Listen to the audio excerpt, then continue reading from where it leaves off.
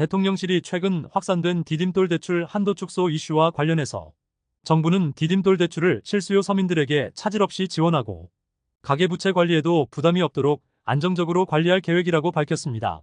국토부가 디딤돌 대출 한도 축소를 기습적으로 시행했다가 시장에서 큰 반발이 나오면서 일단 시행을 유보한 것에 대해 대통령실이 나선 셈입니다.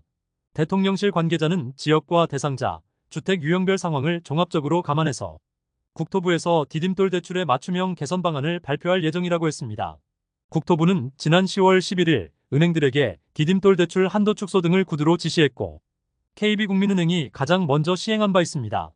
논란이 커지면서 시장에는 다시 일단 시행 여부를 유예한다고 알려졌으나 국토부는 한도 축소 중단이나 철회는 아니라고 하는 등 논란이 계속됐습니다. 결국 국토부 장관이 국정감사에서 정책 관련 통일된 지침이 없었다며 디딤돌 대출 사태와 관련해 매우 송구하다고 사과했습니다. 또 현재 대출이 신청된 부분에 대해서는 이번 조치를 적용하지 않도록 하며 추후 보완 방안을 시행할 때도 사전에 충분히 안내할 것이라고 밝혔습니다. 국토부는 향후 수도권 지역에서만 디딤돌 한도 축소를 시행하고 적정한 유예 기간을 담은 내용을 공개할 전망입니다. 국내 고용시장 상황이 갈수록 심각해지고 있습니다. 대기업 등의 구조조정이 본격화되면서 정규직이 3년 만에 감소했고 임금 근로자 중 비정규직 비중이 역대 두 번째로 높게 나타나고 있습니다. 시간제 일자리 비중과 여성이 차지하는 비율은 역대 최고치로 집계됐으며 자발적 사유로 비정규직을 택한 사례도 증가하고 있습니다. 통계청이 발표한 8월 경제활동인구 근로형태 관련 자료 등에 따르면 비정규직 근로자가 845만 9천 명으로 작년 대비 33만 7천 명 증가했습니다. 또 정규직 근로자가 1,368만 5천 명으로 14만 7천 명 감소했으며 정규직이 줄은 건 2021년 8월 이후 3년 만에 처음입니다. 임금 근로자 중에서 비정규직이 차지하는 비율은 38.2%로 관련 통계가 작성된 2003년 이후 역대 두 번째로 높게 나타났습니다. 가장 높은 사례는 2021년 8월 38.4%로 0.2% 높은 수준입니다. 통계청은 건설업과 도소매업, 숙박과 음식점 등에서 정규직이 줄었다고 공개했습니다. 비정규직은 숙박음식 업종에서 가장 많은 8만 2천 명이 증가했고 보건사회복지와 제조업, 도소매업 등에서도 늘고 있습니다. 연령별로는 60세 이상이 19만 3천 명으로 가장 많이 증가했고 30대와 20대, 50대 순으로 나타났습니다. 정규직과 비정규직의 임금 차이도 역대 최대치입니다. 비정규직 근로자의 월 평균 임금이 204만 8천 원이며 정규직 근로자는 월 평균 379만 6천 원을 기록했습니다. 임금 격차는 174만 8천 원으로 역대 최대치로 나타났습니다. 국내 1금융에 이어서 2금융권도 대출 한도 등이 대폭 감소할 전망입니다. 새마을금고가 수도권 금고별 대출 물량을 70에서 80% 수준으로 줄이고 보험권은 DSR 규제를 강화하는 방안이 유력해지고 있습니다. 금융당국이 제2금융권의 가계대출 관리를 당부했으며 새마을금고와 보험사 등의 대출 문턱이 더 높아질 전망입니다. 금융권에 따르면 금융당국이 최근 제2금융권 가계대출 점검회의 등에 이어서 조만간 금융위 주재로 제2금융권 가계대출 점검회의를 또 진행합니다. 당국은 1금융권 대출 규제로 나타나는 2금융권의 풍선 효과를 차단하고 전 금융권의 효과적인 가계대출 관리를 적극 이어갈 방침입니다. 새마을금고는 최근 가계대출이 2천억이나 증가하면서 당국의 집중관리 금융사가 됐으며 수도권 개별금고에 대한 대출 총량 관리가 유력하게 거론되고 있습니다. 금융권 관계자는 새마을금고에서 집단대출과 생활안정자금 목적의 주담대가 늘었다며 수도권 특정 금고에 집단대출이 몰리지 않도록 포트폴리오를 조정할 수 있다고 밝혔습니다. 수도권 개별금고의 대출 물량을 기존 목표치의 80% 이하로 조정하는 방안이 거론되고 있고 금감원은 개별금고 물량을 구체화하고 각 금고의 목표치 준수를 요청할 계획입니다. 보험업계 상황도 풍선 효과가 심각하게 나타나고 있습니다. 한화생명에 이어서 NH농협 손해보험도 주담대를 한도 소진으로 중단했고 대출심사 인력이 부족해지면서 신규 주담대 신청을 받지 않기로 했습니다. 또 하나생명도 생활안정자금을 제외한 신규 주담대를 받지 않고 있으며 삼성생명은 1주택자의 처분조건부 대출도 중단했습니다.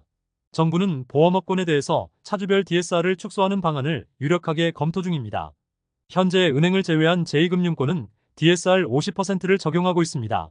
보험업계 관계자는 각 차주의 DSR 50%는 금융사가 의무적으로 내어줘야 하는 비율은 아니라며 다만 최근 금융당국에서 자율적으로 관리하라는 당부가 있었다고 전했습니다.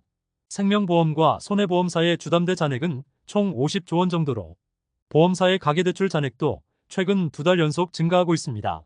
주요 보험사들은 올해 가계대출 증가율을 제로 수준으로 관리하는 방침을 세우면서 올해 남은 기간 신규 대출을 전면 중단하는 보험사도 나올 전망입니다. 금융당국은 가계부채 관련 추가 대책을 과감하게 시행하겠다는 방침입니다. 금융위 사무처장은 이금융권도 가계부채 추이를 철저하게 모니터링하면서 정부는 추가 대책을 적기에 과감하게 시행하겠다고 강조했습니다. 최근 인터넷은행에서 대출받은 20대 고객들의 연체율이 급등하고 있습니다.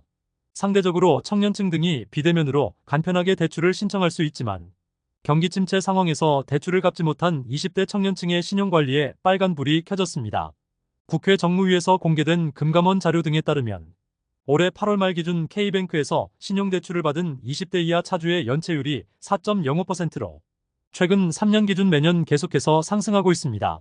30대부터 50대까지 연체율이 1%대를 유지한 것과 비교하면 20대의 연체율 상황이 심각합니다. 이 같은 추세는 다른 인터넷은행에서도 비슷하게 나타나고 있습니다. 카카오뱅크의 8월 기준 20대 이하 신용대출 연체율이 2.09%로 전체 연령대의 평균 연체율 1.03% 대비 2배 이상 높게 집계됐습니다. 마찬가지로 카카오뱅크도 20대의 연체율이 매년 상승 추세를 이어가고 있습니다.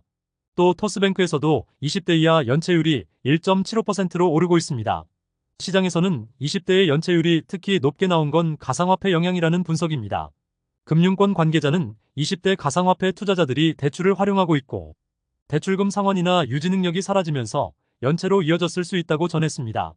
금융권에선 20대의 연체율이 급등하면서 인터넷은행의 대출 관리를 우려하고 있습니다. 대출 심사 관리와 청년층의 신용 관리가 철저하게 진행되지 않으면 사회초년생인 20대의 신용 상황에 큰 타격이 올 수 있습니다. 더불어민주당 의원은 인터넷은행의 간편한 대출 절차와 접근성은 긍정적인 측면도 있지만 동시에 청년들이 과도한 대출을 쉽게 받게 하면서 심각한 금융 리스크에 빠질 가능성이 있다며 무리하게 대출받지 않도록 관리가 필요하고 금융당국도 대책을 마련해야 한다고 했습니다. 국내 인터넷은행 3사의 8월 기준 신용대출 연체액은 3,944억으로 지난 2021년 말 675억 대비 무려 480% 이상 급증했습니다. 또 같은 기간 20대 이하의 신용대출 연체 금액도 440%나 상승하고 있습니다. 최근 부동산 시장 침체가 심화되면서 아파트 매물이 쏟아지고 있습니다. 은행권의 강력한 대출 억제로 매수세가 사라지고 있으며 거래량이 급감하면서 영끌 집주인들의 상황이 악화되고 있습니다. 아실 자료 등에서 서울 아파트 매물이 86,934건으로 증가했고 한 달 전과 비교해서도 5,300건 이상 쌓이고 있습니다. 지역별로는 서울 25개 자치구 모든 지역에서 매물이 쏟아지고 있고 특히 서울 마포구 매물이 12%로 가장 많이 늘고 있습니다. 또 서울 중구와 동작구, 강동구 등에서 팔려는 매물이 크게 증가하는 상황입니다. 또 경기도와 인천에서도 서울과 비슷한 수준으로 매물이 쌓이고 있고 매물 증가 체감 속도는 지난 2022년 부동산 시장 침체기와 비슷한 수준입니다. 부동산 시장에서는 올해 하반기 불확실성이 크게 증가할 것으로 예상하고 있습니다. 9월부터 본격화된 DSR 2단계로 매수자들의 자금 마련이 어려워졌고 은행들이 개별적으로 더 강력한 대출 규제 방안을 경쟁적으로 시행하면서 기존의 주택을 계약한 분들조차 잔금 대출이 나올지 고민하고 있습니다.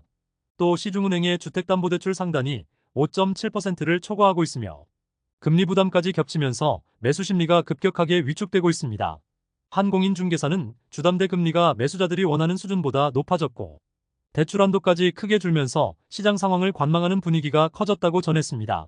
실제 아파트 거래량도 급격하게 감소하고 있습니다. 국토부 자료 등에서 9월 서울 아파트 거래량이 2,730건 수준으로 남은 신고기한 감안해도 한 달 만에 반토막 이상 줄고 있습니다. 한국부동산원이 발표하는 주간 시세에서도 서울 아파트값 둔화세가 이어지고 실거래 가격 잠정지수도 하락세로 전환할 것이란 전망입니다.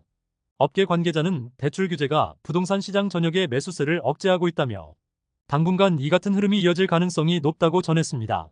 지금까지 잼스톤TV였습니다. 오늘 영상 도움되셨으면 구독과 좋아요 부탁드립니다. 시청해주셔서 감사합니다.